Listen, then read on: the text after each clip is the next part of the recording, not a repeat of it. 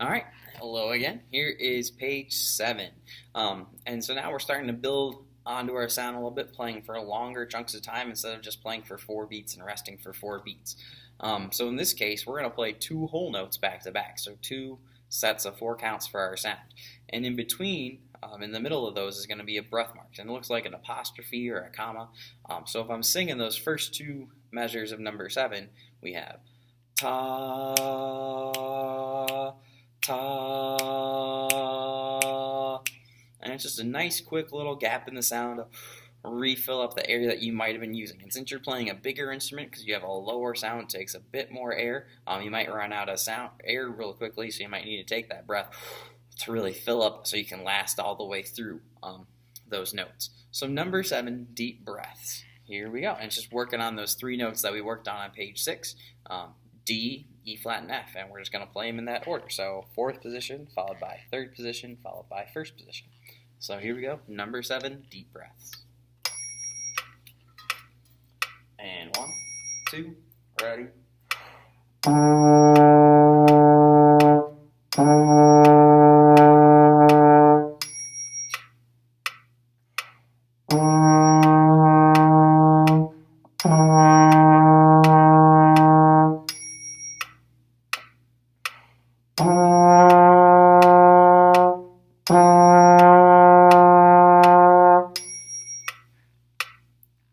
Alright, so there was number 7, just working our way up. Alright, now for number 8, rhythm time. We're introducing a couple new note values. And note values are just a fancy word for rhythm. And so rhythm is just how long sound or silence is going to be. So in this case, we're introducing half notes, and half notes get 2 beats of sound. So before we were playing whole notes, so think of like a whole pizza, and those were getting 4 beats. And then now half notes, we're cutting that pizza in half and getting 2 beats each for these half notes. So if I'm singing those first couple notes in number 8, just on a ta, we'd have ta, ta, ta, ta. And then that box sitting on top of a line is going to be a half rest, which gets 2 beats of silence. So they still want to think really hard through them, just not make any sound, and they want to stop their sound by the time we get there. Alright, so I'm going to sing through number 8 first. I'm just snapping the beat that we have, and then I'm going to go ahead and play it. So here's number 8 singing. And 1, 2, ready. Ta, ta, ta. Ta, ta, ta.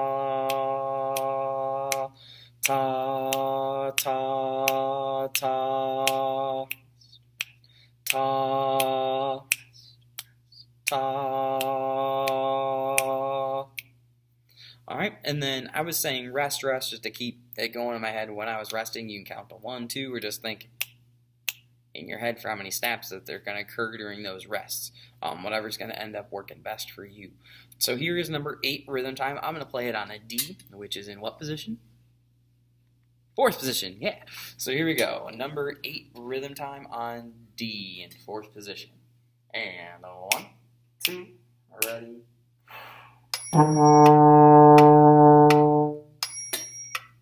Sorry, try doing 2 things at once. Here's number 8 again. And 1, 2, here I go.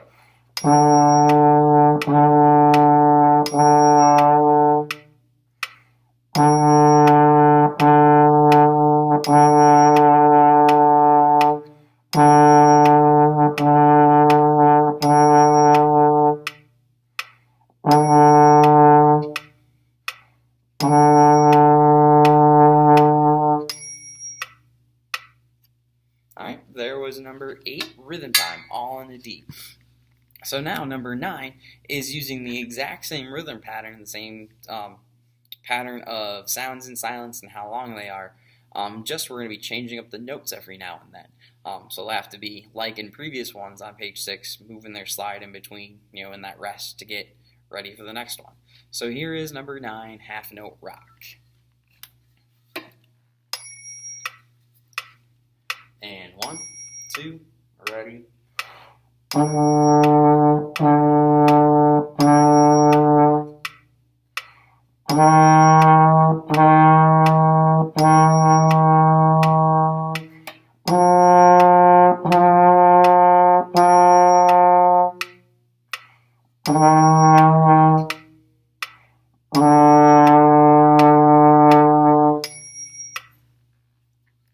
Alright, and as they're playing that, if you remember how they sang it in number 8, ta, ta, ta, the exact same thing with their tongue is going to be occurring just as we're buzzing our lips and getting that sound to come out. So their tongue is going to be touching the back of their teeth, aiming to hit that ta, just as if they were saying ta.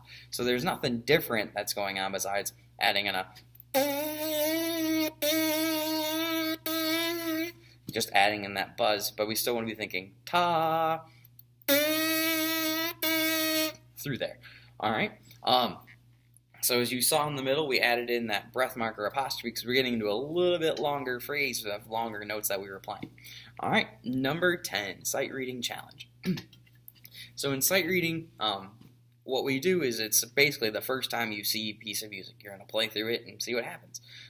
You're going to take, before you play it, a little bit of time, like we try to do, and then get yourself familiar with it just by saying the note names, looking at the rhythms, looking at what notes you're playing, just to get an idea before you put the sound with it and, in a sense, perform it for the first time.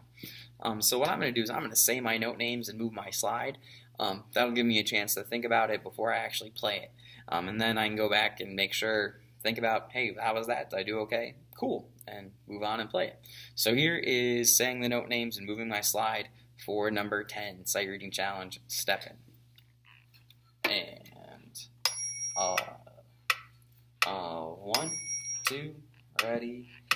E flat, D, E flat, E flat, F, E flat, E flat, D, E flat, F, E flat, E flat. So if I needed to, I can go back through. Maybe as I sang through it, I saw something weird and might want to go back and look at it and just practice moving my slide and be like, hey, make sure I've got everything going just how I want it to go before I play it for the first time.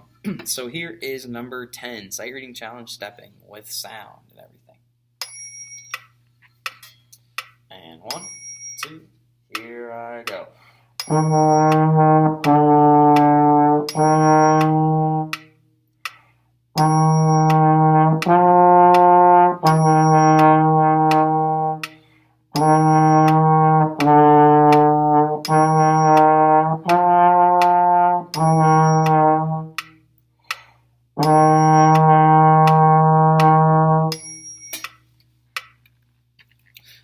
So I thought I played it pretty well. Maybe I'll go back and as I'm practicing, look at it some more. But then when I go back, it's no longer really sight reading it. It's just I've practiced it, I've prepared it, now I'm performing it. All right, now on to number 11, El Camino Mariachi. This is a duet. So if you're have a friend over that's in band and plays an instrument, or somebody at home plays an instrument, you can play this together if you've got parts that are compatible and have something cool. I don't have quite the skill to play two trombones at the same time. Might be kind of weird. So here is number 11, and what I'm going to do is I'm going to play the top line first, the A line, then followed by the B line. So here is El Camino Mariachi, A line. And 1, 2, here I go.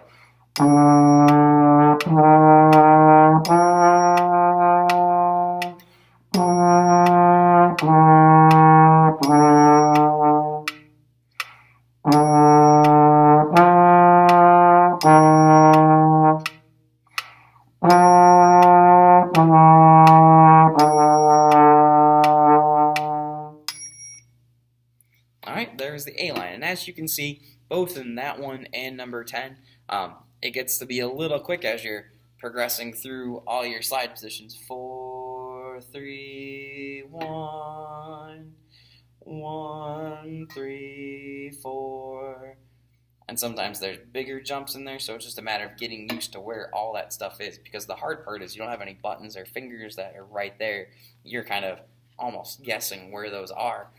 But your muscles will get used to it eventually, and you'll be like, oh, I gotta go here, here, here, here, and be able to adjust just like that. So now here's the B line for number 11, El Camino Mariachi. The B line. And 1, 2, here it is.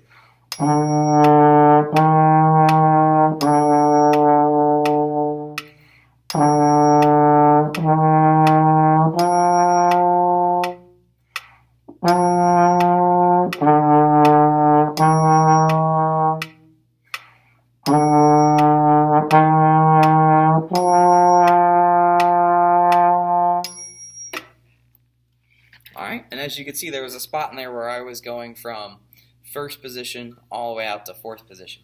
So as long as your slide is moving freely, it shouldn't be too much of a problem to go from here out to there nice and quick. But the trick is you have to do it at the same time your tongue's moving, or else you get like that really cool wah-wah. You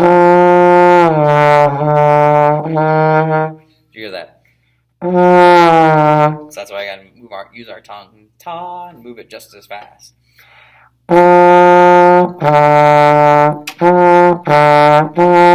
So ta, just working that tongue in there, and that leads in nicely to number 12, cuckoo or cuckoo, however you want to pronounce it. There's a lot of these skips in here, particularly going from first position out to fourth position. It's not the worst that could happen, but it's still a pretty sizable jump for just starting to learn things.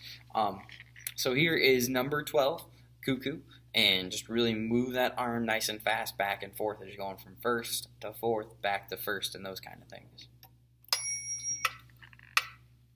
And 1, 2, ready.